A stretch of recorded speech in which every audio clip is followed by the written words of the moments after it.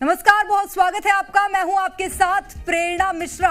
मध्य प्रदेश में काली रेत का काला कारोबार थमने का नाम नहीं ले रहा है। रेत माफिया के हौसले इतने बुलंद हैं कि प्रदेश में धड़ल्ले से उत्खनन कर रहे हैं। इसके बावजूद भी प्रशासन रेत माफिया को कंट्रोल नहीं कर पा रहा है। ताजा मामला शहडोल का है, जहां अवैध उत्खनन रोकने गए पटवारी को ट्रैक्टर से कुचल दिया गया, जिससे पटवारी की मौके पर ही मौत हो गई। वहीं रेत माफिया ट्रैक्टर लेकर फरार हो गए हैं और फिलहाल पुलिस इस पूरे मामले की जांच पड़ताल में जुटी है। घटना देवलोंद थाना क्षेत्र के गोपालपुर सोन नदी की है। बताया जा रहा है कि शनिवार की रात पटवारी प्रसन्न सिंह अपने पटवारी साथियों के साथ रेत का अवैध उत्खनन रोकने गए थे।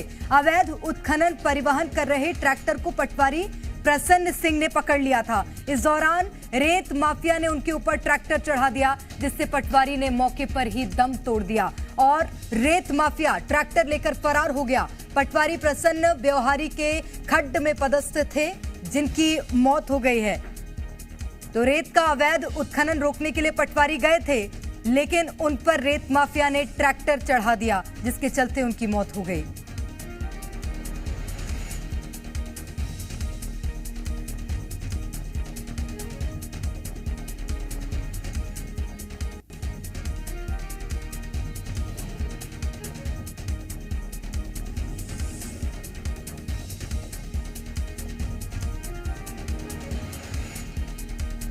तो मध्य प्रदेश में रेत का अवैध उत्खनन धड़ल्ले से जारी है। निरंकुश जारी है रेत का अवैध उत्खनन, लेकिन इस पर किसी तरह की कोई कार्रवाई और कोई सख्त एक्शन देखने को नहीं मिला है। यही कारण है कि शहडोल से एक ऐसा मामला सामने आया जो कि रूह कपा देता है, क्योंकि पटवारी रेत के अवैध उत्खनन को रोकने के लिए गए थे, लेकिन वो उसका शिकार हो गए, क्योंकि रेत का अवैध उत्खनन करने वालों ने उन पर ट्रैक्टर चढ़ा दिया, जिसके चलते उनकी मौत हो गई। इस पर बातचीत करेंगे, चर्चा करेंगे। बीजेपी से हमारे साथ अनिल पटेल जुड़ गए हैं, प्रताप भानु शर्मा हमारे साथ कांग्रेस से अपना पक्ष रखने के लिए जुड़ गए हैं, और हमारे संवाददाता प्रमोद शर्मा भोपाल से इस वक्त सीधे जुड़ गए हैं। आप सभी का स्वागत है। प्रमोद, सबसे पहले आपकी ओर रुख करूंगी। और मध्य प्रदेश में धड़ल्ले से रेत का अवैध उत्खनन चल रहा है। शहडोल से ताजा मामला सामने आया है, लेकिन ग्वालियर चंबल की बात कर ले, नर्मदापुरम, सीहोर, तमाम ऐसे क्षेत्र जहां पर रेत का अवैध उत्खनन देखने को मिलता है।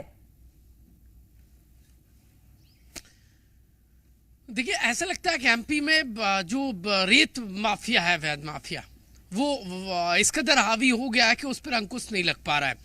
शहडोल की इस घटना ने सनसनी फैला दी समूचे मध्य प्रदेश में, और ये बानगी पेश कर दी इस रेत माफिया ने कि वो अपना खेल रोकने वाले नहीं है। चाहे प्रशासन की टीम ही क्यों ना आए, वो अपना खेल जारी रखेंगे। और देखिए, वो रुके नहीं है, और जब हिम्मत दिखाई उस पटवारी ने तो उसको कुचल दिया गया, मौके पर मौत हो गई। एकमात्र देखिए, पटवारी के जो परिवार है उसका भरण पोषण करने वाले वही व्यक्ति थे, अब वो चले गए। और माफिया ने किस कदर उनको कुचला है, ये पूरा मध्य प्रदेश आज देख पा रहा है। और ये ऐसी बात नहीं है कि सिर्फ शहडोल के आसपास ये अवैध रेत का खेल होता है। आप जहां जाएंगे, नर्मदा किनारे जाएंगे, सीहोर जाइए, धड़ल्ले से वहां पर आपको डंपर निकलते नजर आएंगे, और तमाम नियमों को ताक पे रखते हुए नदियों को छलनी किया जा रहा है। और ये तो खास बात ये है कि मालवा निमाड़ की तरफ यदि छोड़ दिया जाए तो ग्वालियर चंबल में जाएंगे तो आपको इंतहा नजर आएगी। ऐसी कई घटनाएं वहां पर सामने आ चुकी है, और मध्य प्रदेश में ये कोई पहली घटना नहीं, इससे पहले भी ऐसी कई घटनाएं आई। तब दावा किया गया कि अब अवैध रेत खनन माफिया को मध्य प्रदेश में पनपने नहीं दिया जाएगा, लेकिन वो दावे खोखले साबित हो रहे हैं प्रमोद। जैसा कि आप भी बता रहे हैं कि अलग अलग क्षेत्र मध्य प्रदेश के जो कि रेत के अवैध उत्खनन से अछूते नहीं है। मैं लौटूंगी प्रमोद आपके पास। इस वक्त हमारे साथ बीजेपी से अनिल पटेल जी हैं और प्रताप भानु शर्मा जी कांग्रेस से हैं। अनिल पटेल जी, सबसे पहला सवाल आप ही से है, क्योंकि सरकार मध्य प्रदेश में आपकी है। क्या कदम उठाए गए रेत के अवैध उत्खनन को रोकने के लिए? देखिए, पहले जब कांग्रेस की सरकारें थी तो यहाँ मध्य प्रदेश कई तरह से आपराधिक घटनाओं में लिप्त रहा है, डाकुओं का टापू भी रहा है, और तमाम अवैध इस तरह के घटनाएं चलती थी, चाहे दारू के माफिया हो, रेत के माफिया हो।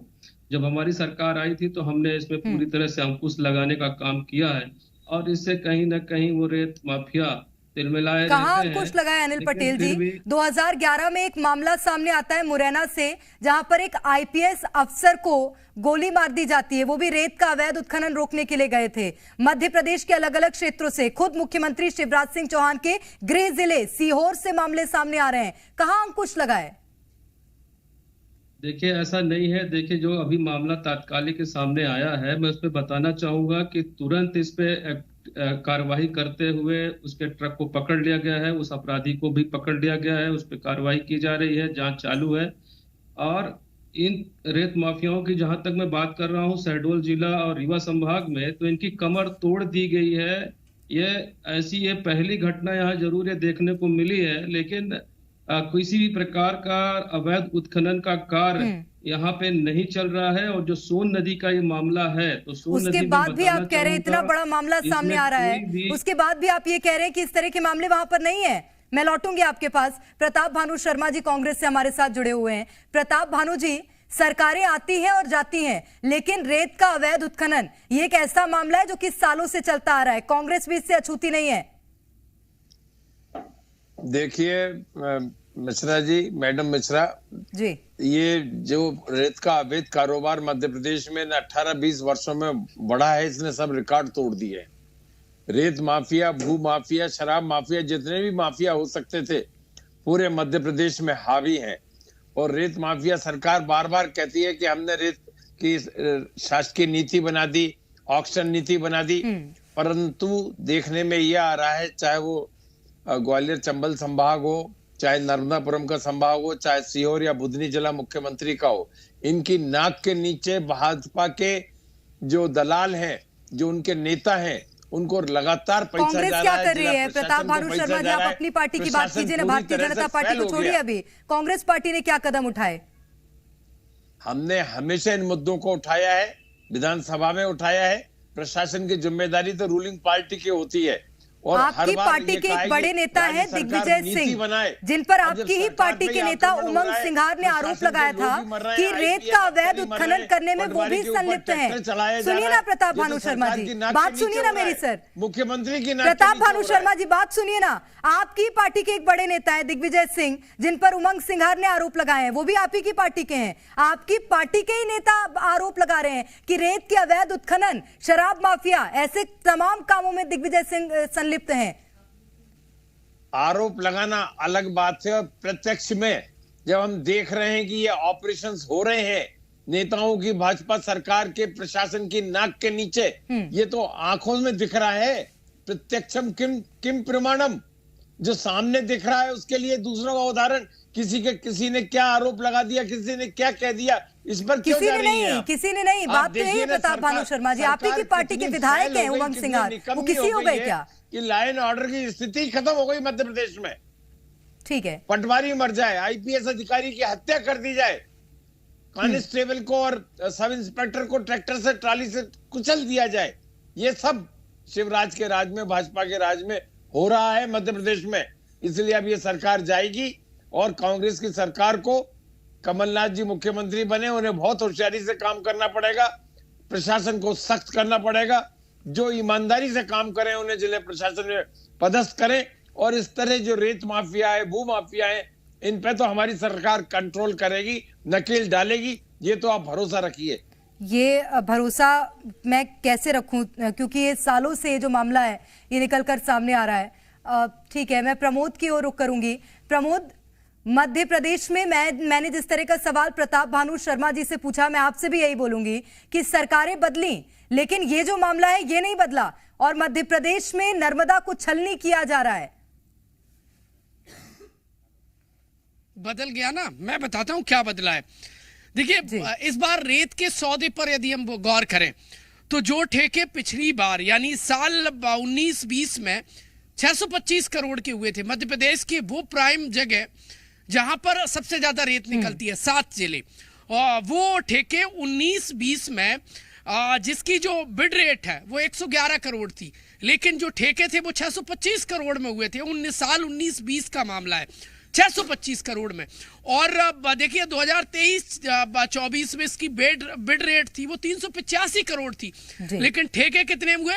414 करोड़ में, यानी कुल मिलाकर 19-20 में जो ठेके 625 करोड़ में हुए वो 23-24 में 414 करोड़ में हुए, यानी 200 करोड़ का सरकार को ठेका देखिए घाटा हो गया, खुलेआम सरकार के राजस्व की हानि हो गई। और बल्ले बल्ले किसकी हो गई?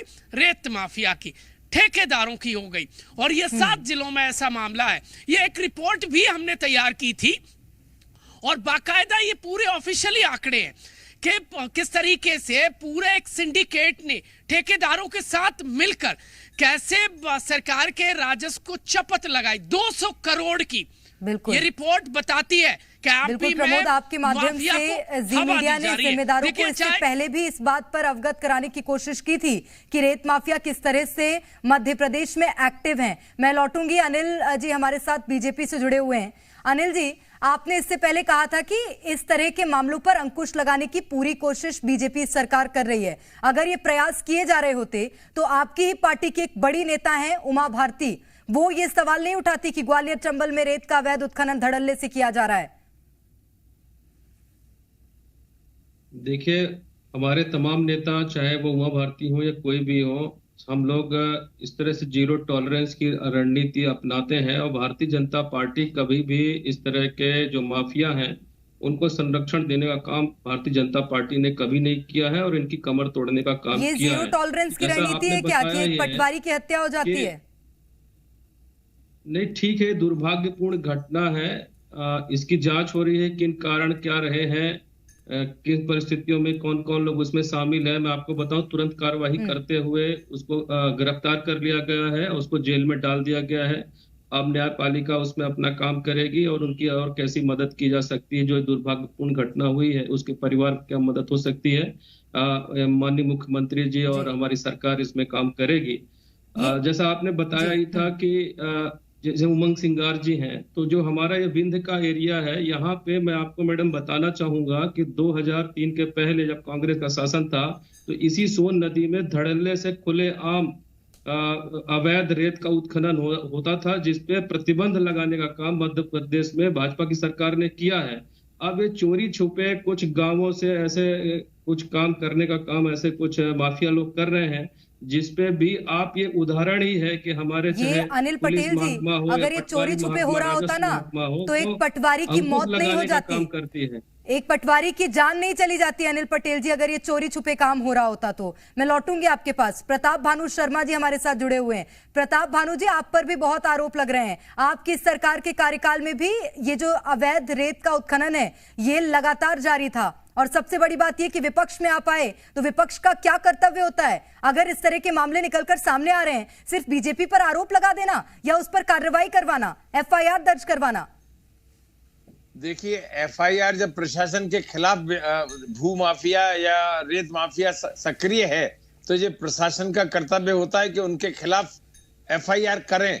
सो मोटो कॉग्निजेंस से लेकर वो एफआईआर उन्हें करना चाहिए। परंतु यदि भाजपा के राजनेताओं का संरक्षण मिल रहा है और यदि उन्हें छुड़ाने के लिए मुख्यमंत्री स्वयं फोन कर रहा है या मुख्यमंत्री की कॉन्स्टिट्यूंसी में धड़ल्ले से शिवा इंटरप्राइजेस द्वारा नर्मदा मैया को छलनी किया जा रहा है, दिन रात 24 घंटे डंपर चल रहे हैं, कोई उन्हें रोक टोक नहीं कर रहा, ये किस बात का प्रमाण है कि सरकार की नाक के नीचे इस अवैध काम को किया जा रहा है? प्रमोद शर्मा ने बहुत अच्छी बात कही। ये साफ उदाहरण है कि जो 650 करोड़ रुपए के ठेके पिछले वित्तीय वर्ष में गए थे, इस बार करीब 400-425 करोड़ में गए।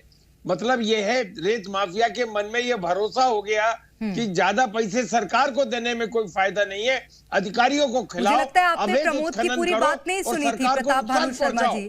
प्रमोद ने इस बात पर भी प्रकाश डाला था कि 2019-20 में भी अवैध रेत के उत्खनन होते थे और उस वक्त सरकार किसकी थी? प्रताप भानु शर्मा जी, प्रमोद की आपने पूरी बात नहीं सुनी थी। उन्होंने इस बात पर भी प्रकाश डाला था कि 19-20 में भी इस तरह के मामले सामने आए थे। सरकार किसकी थी उस वक्त? 19-20 में आए थे तो कांग्रेस की सरकार ने, कमलनाथ जी ने रेत सरकारीकरण की और ऑक्शन की नीति बना दी गई थी। उसमें 20 के बाद में परिवर्तन कर दिया गया और ये डिसीजन जो हुआ है जिसमें 650 करोड़ रुपए आए थे, वो 400 करोड़ में क्यों आए और 400 करोड़ में क्या मजबूरी थी शिवराज सिंह सरकार की मंजूर करने की?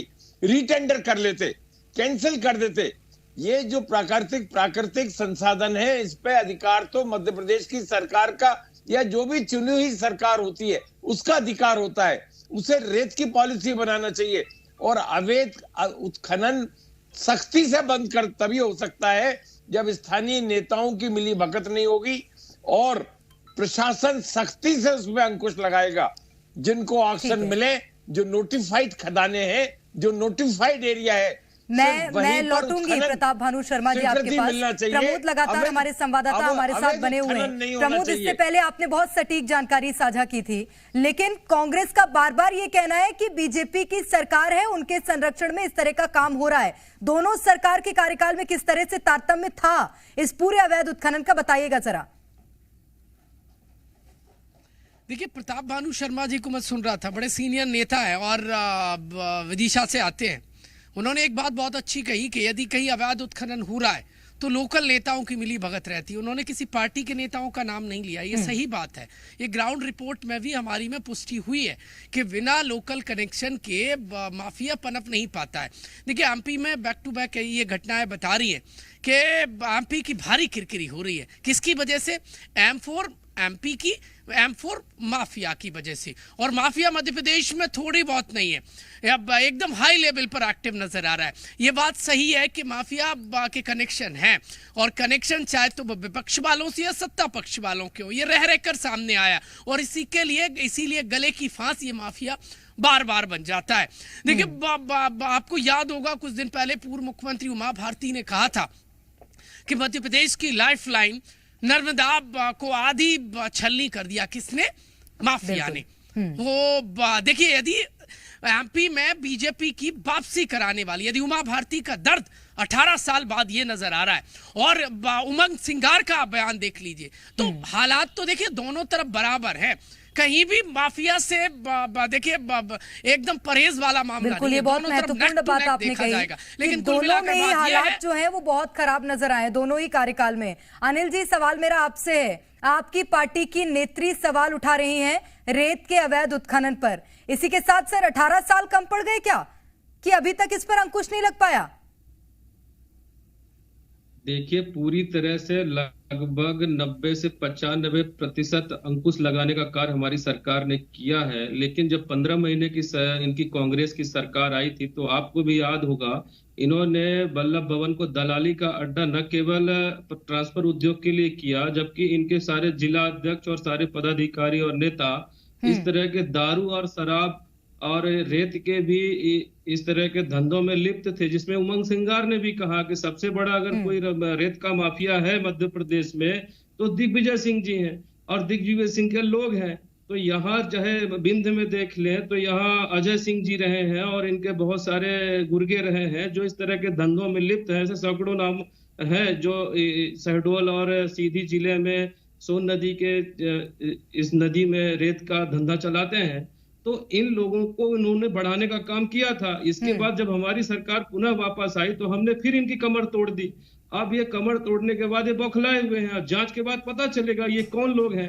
अगर जब हम बड़ी बात तो यही है अनिल जी कि सीहोर से मामला सामने आ रहा है, नर्मदापुरम से मामला सामने आ रहा है, सिंगरौली, शहडोल, तमाम ऐसे क्षेत्र, कहां अंकुश लगा है? कौन, किसकी कमर तोड़ी आपने? रेत माफियाओं की, कांग्रेस की? किसकी तोड़नी चाहिए ये बताइए मुझे। इस सारे माफियाओं की हमने, चाहे वो सिमी के नेटवर्क रहे हों, चाहे दारू माफिया हो, चाहे शराब माफिया हो, चाहे रेत माफिया हो या कोई भी भू माफिया हो, सारे माफियाओं को कमर तोड़ने का काम मध्य प्रदेश की भाजपा सरकार ने किया है। ठीक है, मैं लौटूंगी आपके पास। मेरा छोटा सा रिएक्शन होगा प्रताप भानु शर्मा जी, आपसे मैं लेना चाहूंगी। अगर कांग्रेस की सरकार सत्ता में आती है, क्या एक्शन लिया जाएगा इस तरह के मामलों में? नहीं, बहुत अच्छा सवाल किया आपने।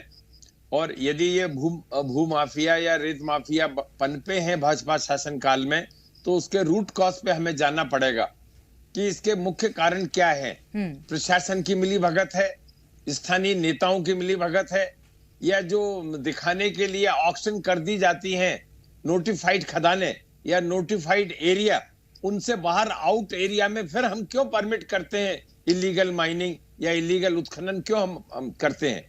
इसलिए एक ऐसी बड़ी कॉम्प्रिहेंसिव पॉलिसी रिव्यू करके हमें बनाना चाहिए। और जो खनिज अधिकारी हैं या जिला प्रशासन के लोग जो स्थानीय नेताओं से मिली भगत में इसमें करते हैं, उनके खिलाफ कड़े दंड के प्रावधान भी करना चाहिए।